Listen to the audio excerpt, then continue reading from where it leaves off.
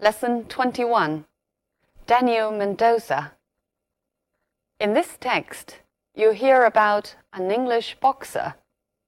Now first, listen to the text, and then answer this question. How many unsuccessful attempts did Mendoza make before becoming champion of all England? Mendoza 在成为全英冠军之前做了多少次以失败告终的尝试？ Boxing matches were very popular in England 200 years ago. In those days, boxers fought with bare fists for prize money. Because of this, they were known as prize fighters. However, boxing was very crude, for there were no rules, and a prize fighter could be seriously injured or even killed during a match. One of the most colorful figures in boxing history was Daniel Mendoza, who was born in 1764. The use of gloves was not introduced until 1860, when the Marquis of Queensberry drew up the first set of rules. Though he was technically a prize fighter, Mendoza did much to change crude prize fighting into a sport, for he brought science to the game. In his day, Mendoza enjoyed tremendous popularity. He was adored by rich and poor alike. Mendoza rose to fame swiftly after a boxing match when he was only 14 years old. This attracted the attention of Richard Humphreys, who was then the most eminent boxer in England. He offered to train Mendoza, and his young pupil was quick to learn. In fact, Mendoza soon became so successful that Humphreys turned against him. The two men quarrelled bitterly, and it was clear that the argument could only be settled by a fight. A match was held at Stilton, where both men fought for an hour. The public bet a great deal of money on Mendoza, but he was defeated. Mendoza met Humphreys in the ring on a later occasion, and he lost for a second time. It was not until his third match in 1790 that he finally beat Humphreys and became champion of England. Meanwhile, he founded a highly successful academy, and even Lord Byron became one of his pupils. He earned enormous sums of money and was paid as much as £100 for a single appearance. Despite this, he was so extravagant that he was always in debt. After he was defeated by a boxer called Gentleman Jackson, he was quickly forgotten. He was sent to prison for failing to pay his debts and died in poverty in 1836. So how many unsuccessful attempts did Daniel Mendoza make? Right, he made 2 unsuccessful attempts before he finally beat Richard Humphreys to become champion of all England. 这篇课文呢，由拳击运动的历史讲起，层层递进，使得这个主要人物 Daniel Mendoza 他的形象渐渐清晰起来。从他对拳击运动的贡献，然后呢，讲到他的辉煌成就，最后再回到他的生平和结局。作为非常重要的事实，课文也没有忘了提一笔最早为拳击比赛制定规则的 The Marquis of Queensberry， 还有最终把 Mendoza 击败的 Gentleman Jackson。当然，把 Mendoza 造就成才，又先后几次击败他的 Richard Humphreys， 也是这篇故事当中非常重要的角色。Okay, now we'll look at some language points in the text. Because of this, they were known as prize fighters. 如果我们现在使用 prize fighter， 它的意思指的就是拳击手，和 boxer 意思相同，而不再是指最早先为了争夺奖金而拼杀的拳击手了。当然，这个词的起源和最早为奖金而竞争这种形式有直接的关系。Of course, modern boxing is for prize winning as well. 那么课文前边一句呢，还出现了 prize 这个字。Boxers fought with bare fists for prize money. 这里的 prize 指的是 money given to the winner. 课文中先后有2句话出现了 crude 这个形容词。Boxing was very crude, for there were no rules and a prize fighter could be seriously injured or even killed during a match. Mendoza did much to change crude prize fighting into a sport. Crude 它有2种词义。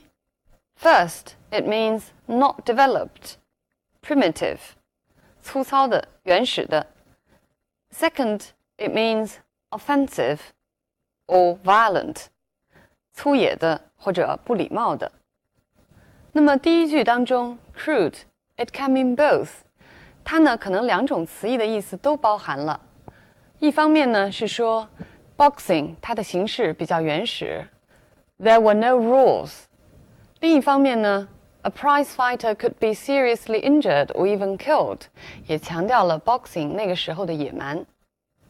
而第二句当中 ，change crude prize fighting into a sport， 强调的是第一层词义，就是粗糙的。相对于后来成熟的运动，那时候的 boxing 是一种原始的形式。Look at these 2 examples. Crude tools made of wood. 木质的比较粗糙原始的工具。Crude jokes. Here crude means offensive. 粗俗的玩笑。One of the most colorful figures. Colorful means interesting, exciting, full of variety, and unusual. 非同寻常的，激动人心的，或者说多姿多彩的。它经常可以用来形容某种人物或者生活方式。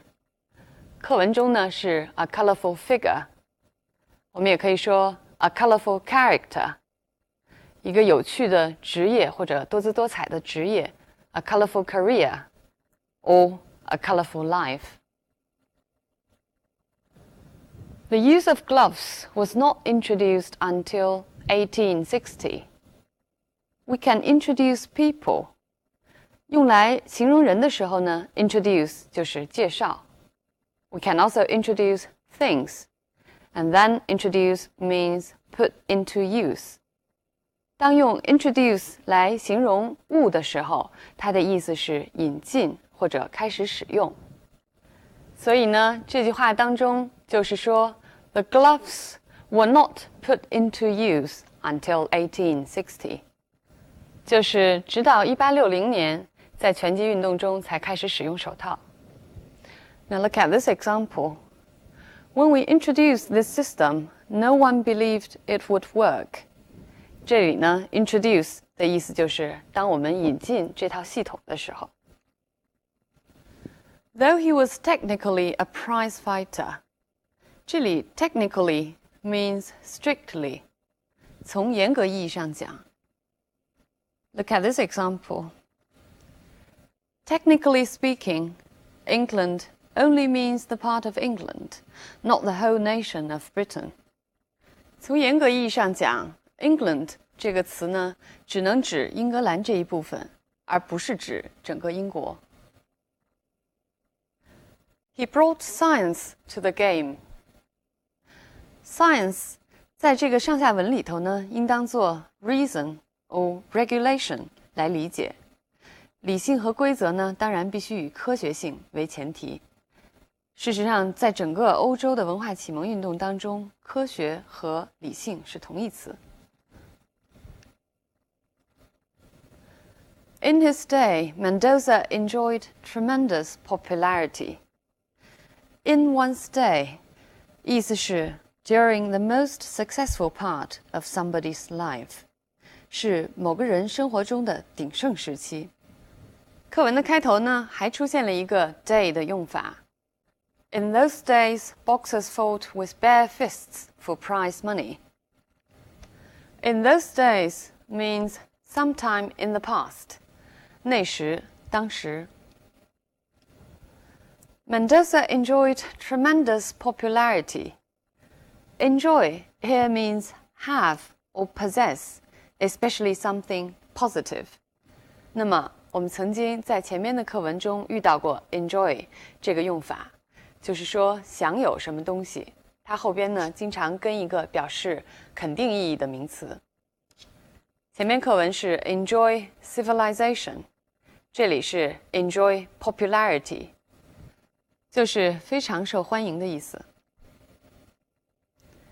He was adored by rich and poor alike. Alike here is an adverb meaning equally. So here it means he was adored equally by rich and poor. 无论是穷人还是富人，都对他崇拜备至。Now look at this example. I learned a lot from teachers and students alike. It means I learned a lot from teachers and students equally. 就是说，不论从老师那里还是从学生那里，我都获益匪浅。Mendoza rose to fame swiftly. Rise to fame means become famous. 所以他马上成名了。We can also say rise to power, which means become powerful. 掌权。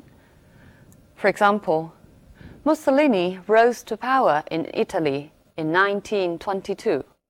墨索里尼呢是从1922年开始在意大利掌权的。注意用 rise to 强调这个突然性。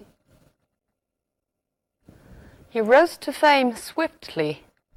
Swiftly means rapidly, but also with ease.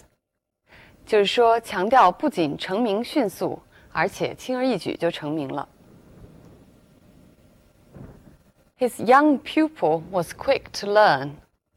我们都知道 pupil 有小学生的意思，但是它的另外一个词义就是私人弟子、私人的学生。这里就是指私人的学生。Look at these two examples. The primary school has about 1,000 pupils. 这里是小学生。Aristotle was a pupil of Plato. 亚里士多德是柏拉图的私人弟子、私人学生。The two men quarreled bitterly. Bitterly can often be used together with verbs indicating emotions to express anger and extreme unhappiness.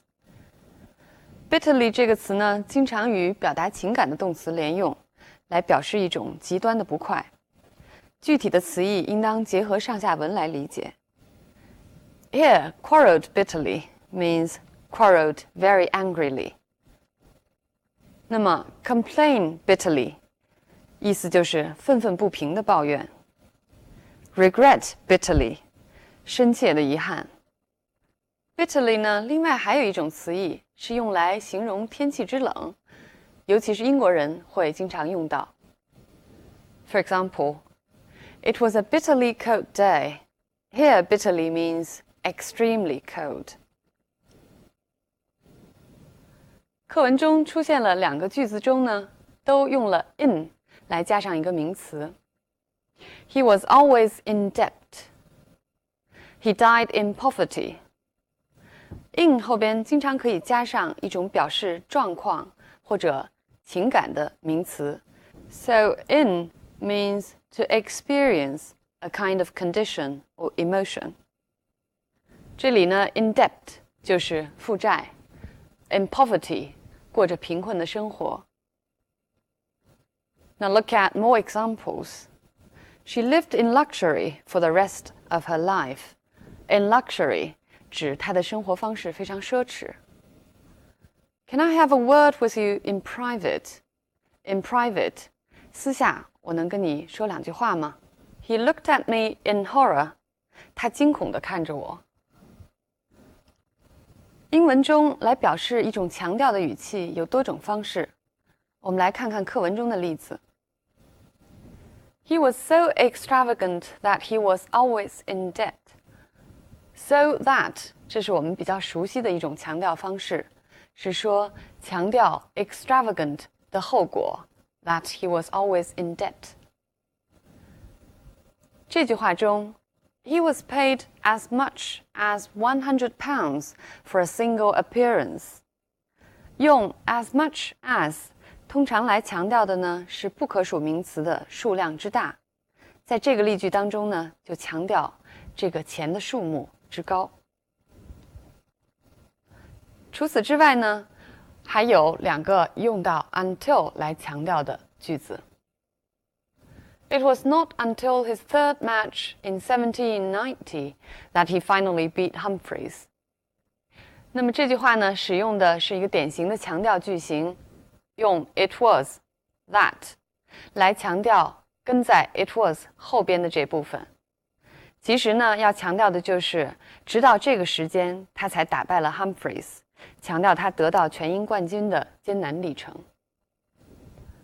后边的这个用到 until 的句子 The use of gloves was not introduced until 1860 when the Marquis of Queensberry drew up the first set of rules. 这句话当中呢，也用了 until， 但是后边紧跟了一个由 when 引导的从句。这个从句呢，其实是句子要强调的部分，意思是要传达拳击规则制定的时间和它的重要性。Okay, so much about the language points in the text. Now we'll wind up with this text. 这篇课文呢，虽然篇幅不长，但是给我们介绍了很多丰富的信息，包括拳击历史上的重大事件和重要的人物。当然 Daniel Mendoza 这还是课文中最主要的线索。课文当中呢，告诉我们 Daniel Mendoza was one of the most colorful figures in the boxing history. 这里的 colorful 我们来怎么样理解呢？刚才讲解语言点的时候，我们讲到了 colorful means unusual, exceptional, 不同寻常的。但是呢，它也暗含了一层 controversial, 非常具有争议性的意思。其实呢 Daniel Mendoza 这个人的生活经历和性格特征都可以说是非常具有争议性的。他的生活经历大起大落，曾经一度非常辉煌，名利双收，但是他的结局非常悲惨。课文向我们交代了 He was quickly forgotten. He was sent to prison and finally died in poverty. 在他少年成名的时候，吸引了 Humphreys 他的注意力，但是最终呢，2个人也反目成仇。In a sense, Mendoza was a typical romantic hero who once enjoyed great success, but who ended up with self-destruction. 那么课文中向我们提到 Lord Byron 一度呢也是 Mendoza 的学生。我们都知道 Lord Byron is a typical romantic hero. Lord Byron 是最具有代表性的、具有浪漫色彩的人物。而且 Lord Byron had also participated in prize fighting. Okay, so much for today. I'll see you next time.